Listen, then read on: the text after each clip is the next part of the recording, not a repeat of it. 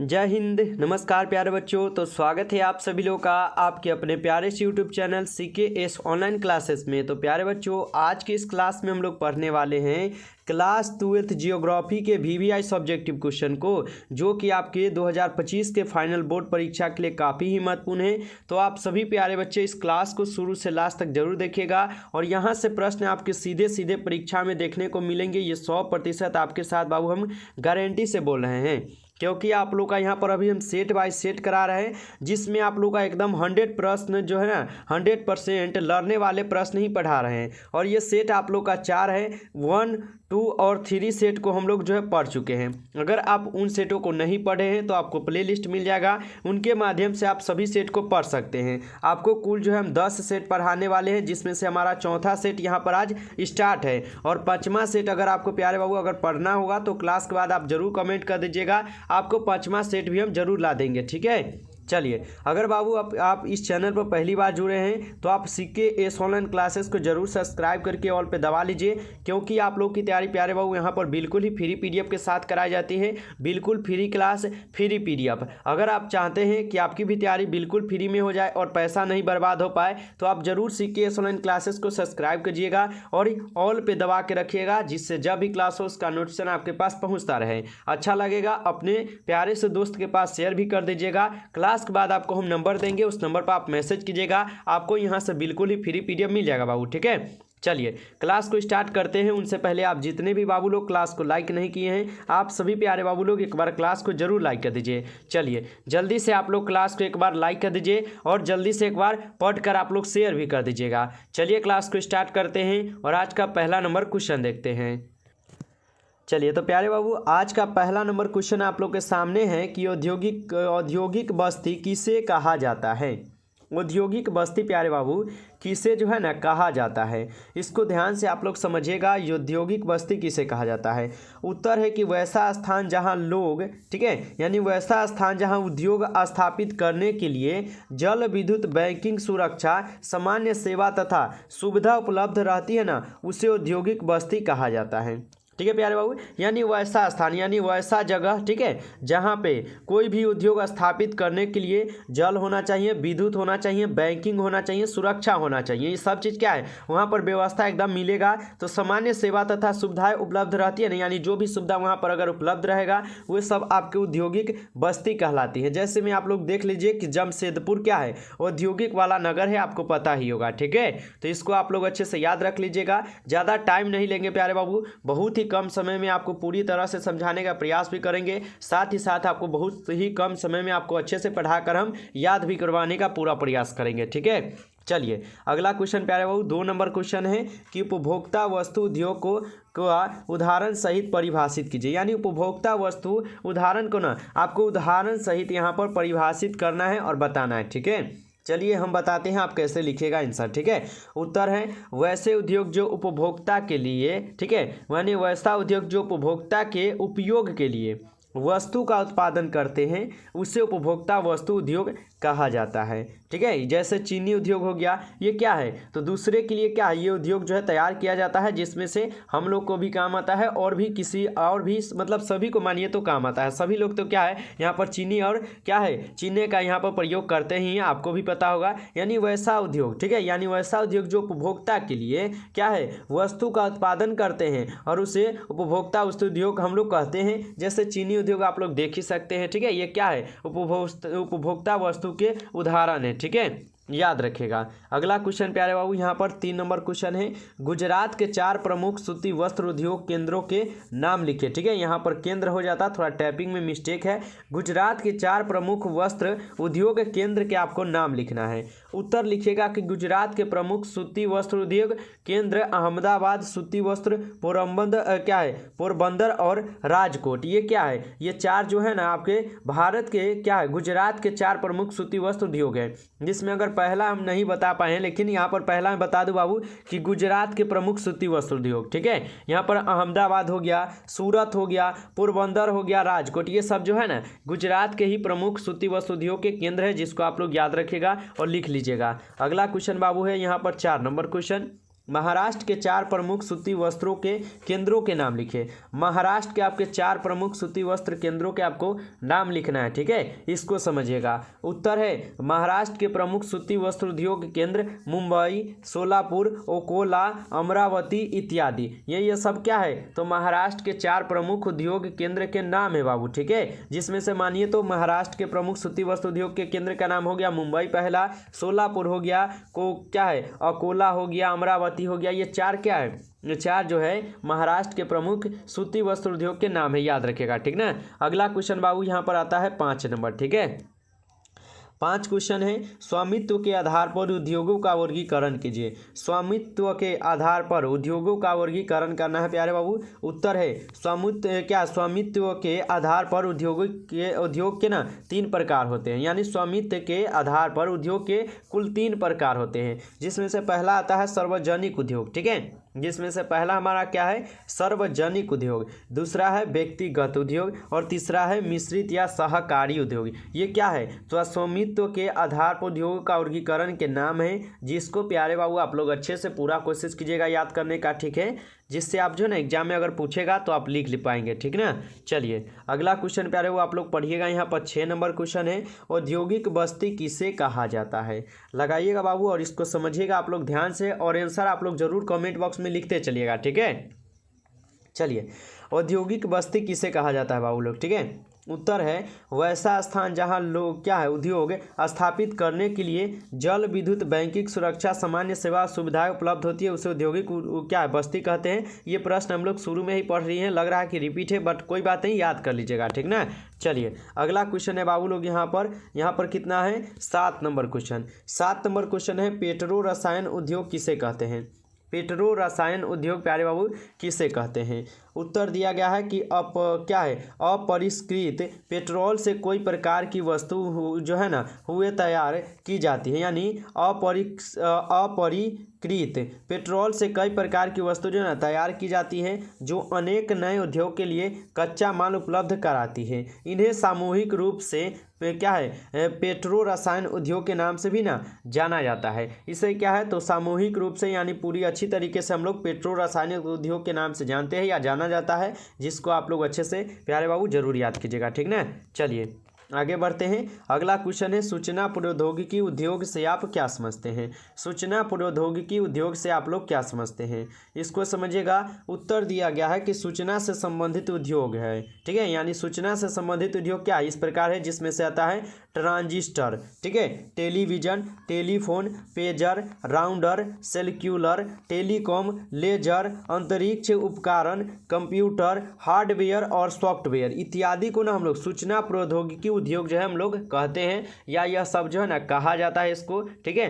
तो याद रखिएगा आप लोग, अगर कहें सूचना प्रौद्योगिकी उद्योग के आप क्या जानते हैं तो आप लिखिएगा प्यारे, वो बहुत सारा जानते हैं आप, ऐसा थोड़ी कि नहीं जानते हैं, ठीक है, बहुत जानते हैं। जितना आप लोग लिखिएगा तो अच्छा से अच्छा मार्क्स आपको मिलेगा, ठीक है।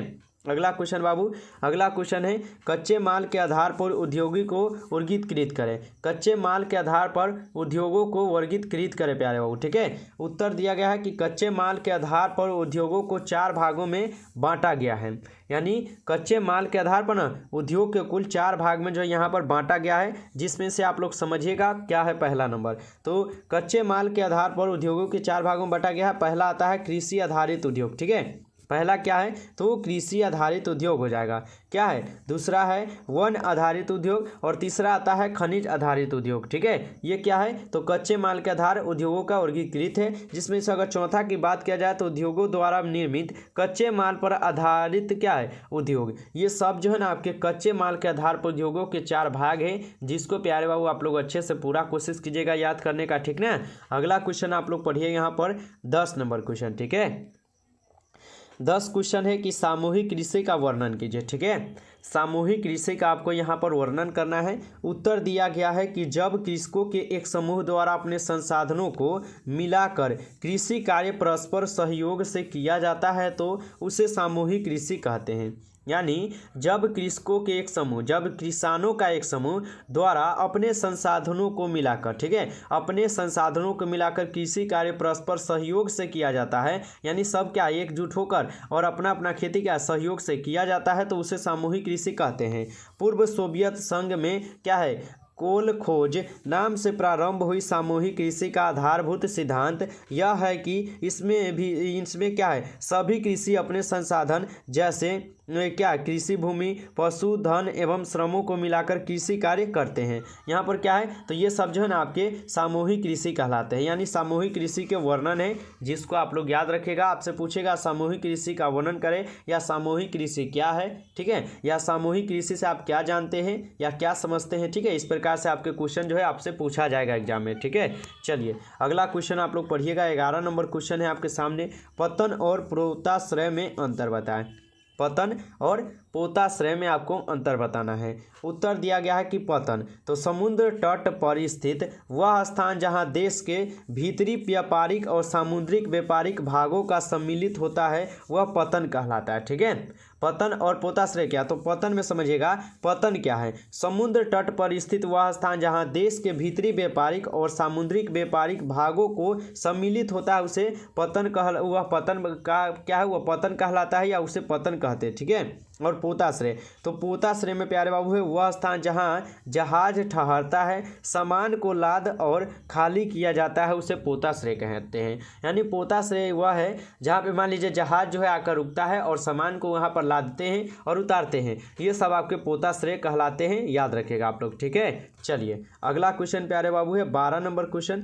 12 नंबर क्वेश्चन है भू निम्नीकरण से आप क्या समझते हैं। भू निम्नीकरण से आप क्या समझते हैं।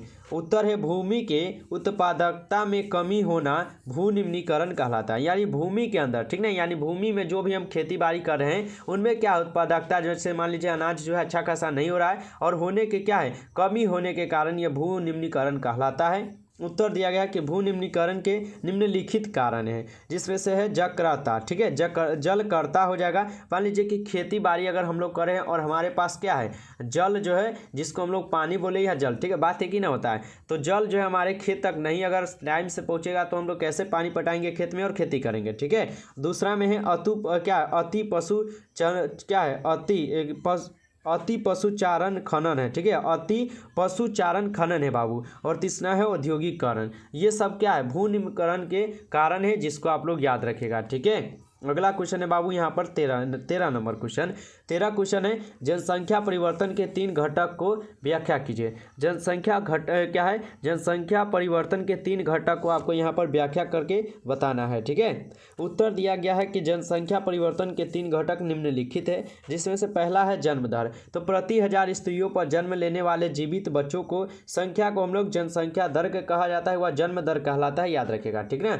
ये प्रश्न आपको अच्छे से बहुत ही बार हम पढ़ाए हुए हैं, एक बार रिवीजन के लिए आज जो है ना आपको फिर से पढ़ाए हैं। चलिए तो जन्म दर क्या है, तो प्रति 1000 स्त्रियों पर जन्म लेने वाले जीवित बच्चों की संख्या को हम लोग जन्म दर कहा जाता है, ठीक है, याद रखिएगा। और वहीं पे मृत्यु दर होता है कि प्रति 1000 लोगों पर मरने वाले लोगों की संख्या को मृत्यु दर कहा जाता है। यानी यहाँ पर सब क्या लॉजिक ही पूरा उल्टा है, यानी एक सीधा लिखिएगा तो उल्टा ऑटोमेटिक आप लिख लीजिएगा, ठीक है। और वहाँ पर प्रवास होता है, यानी एक स्थान से दूसरे स्थान पर जाना प्रवास कहलाता है, ठीक है। यानी एक स्थान से दूसरे स्थान पर जब आप जाइएगा तो ये सब आपके प्रवास कहलाते हैं, ठीक है, याद रखिएगा आप लोग इस प्रश्न को। चलिए आगे बढ़ते हैं। अगला क्वेश्चन है प्यारे बाबू आप लोग का यहाँ पर 14 नंबर। भारत के क्या है भारत के 12 बृहद औद्योगिक क्षेत्र के नाम लिखें। यानी भारत के क्या है, यहाँ पर भारत के 4 हो जाना चाहिए, ठीक है। भारत के यहाँ पर जो है ना 4 होना चाहिए। भारत के 4 क्या है औद्योगिक क्षेत्र के नाम आपको लिखना है। तो भारत के 4 बृहद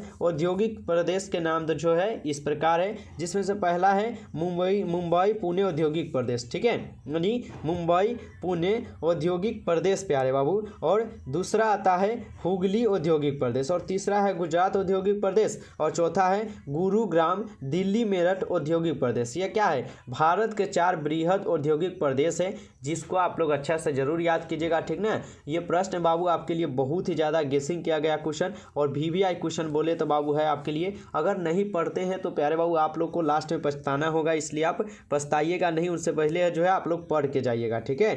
चलिए 15 क्वेश्चन है संचार से आप क्या समझते हैं। संचार से आप लोग जो है ना क्या समझते हैं इसको समझिएगा। उत्तर है कि एक स्थान से दूसरे स्थान तक क्या है, संदेशों, विचार और दर्शक को भेजना संचार कहलाता है। यानी एक स्थान से दूसरे स्थान तक संदेश, विचार और दर्शन को भेजना संचार कहलाता है। संचार के प्रमुख साधन इंटरनेट है, ईमेल है, फैक्स है, रेडियो है, टेलीविजन है, अखबार है आदि, ये सब क्या है, संचार के ही क्या है, ये सब क्या है, एक उपाय है। ठीक है, तो याद रखिएगा ये सब जो है ना आपके लिए बहुत ही ज़्यादा इंपॉर्टेंट क्वेश्चन है जो कि हम आपको पढ़ा दे रहे हैं। अगर आप पढ़ ले रहे हैं प्यारे बाबू तो समझ लीजिएगा कि आपकी एग्जाम जो है अच्छा से जरूर जाएगा। ठीक है, चलिए आगे बढ़िए। अगला क्वेश्चन है प्यारे बाबू कि भारत के 4 बृहद औद्योगिक क्षेत्र के नाम लिखे। तो ये प्रश्न तो हम लोग अभी जस्ट पढ़े, इसलिए हम इसको क्या करते हैं, स्किप कर देते हैं क्योंकि हम ये पढ़ लिए हैं। अगला क्वेश्चन है जमशेदपुर एवं पुणे के महत्व को लिखे। ठीक है, जमशेदपुर एवं पुणे के महत्व को आपको लिखकर बताना है। उत्तर लिखिएगा जमशेदपुर क्या है, जमशेदपुर क्या है, तो भारत का एक महत्वपूर्ण लौह इस्पात औद्योगिक केंद्र है। जमशेदपुर जो है ना ये भारत के एक महत्वपूर्ण लौह इस्पात उद्योग केंद्र है। यह झारखंड के पूर्वी क्या है, सिंहभूम जिला में है। इस शहर में Tata iron and steel company, Tata engineering and क्या है, लोटोमोटिव कंपनी ली इत्यादि स्थित है। ठीक है, और पुणे क्या है, तो पुणे क्या है, महाराष्ट्र का एक महत्वपूर्ण औद्योगिक नगर है। पुणे जो है ये आपके महाराष्ट्र के एक महत्वपूर्ण औद्योगिक नगर है। यहाँ सूती वस्त्र यानी चीनी, उत्तम कोटि के साबुन तथा क्या है, डिटर्जेंट इत्यादि का निर्माण जो है ना यहाँ पर होता है। आप लोग इसे भी याद रख लीजिएगा। ठीक है, तो आप लोग अच्छे से जरूर याद कर लीजिएगा। चलिए प्यारे बच्चों, आज के इस क्लास में आपको कुल 17 क्वेश्चन पढ़ाए हैं। ठीक है, जिसको आप लोग जरूर नोटबुक पर लिखकर याद कीजिएगा। ठीक है, चलिए जाने से पहले आप सभी प्यारे बाबू एक बार क्लास को लाइक करके जाइएगा। चैनल पर पहली बार अगर आप जुड़े थे